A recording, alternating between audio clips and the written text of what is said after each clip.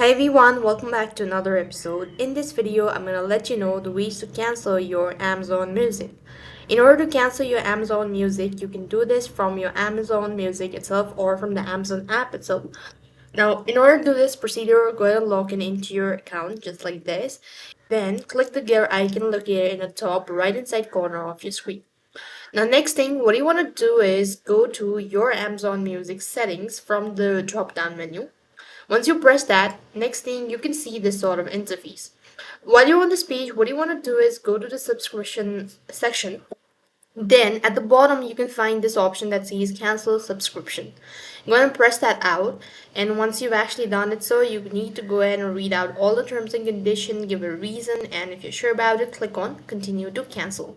Now, this way, you'll have successfully canceled your Amazon Music. That's all for this video. I hope the video was helpful. Make sure to like, share, and subscribe to our channel. Thank you for watching. See you in the next video.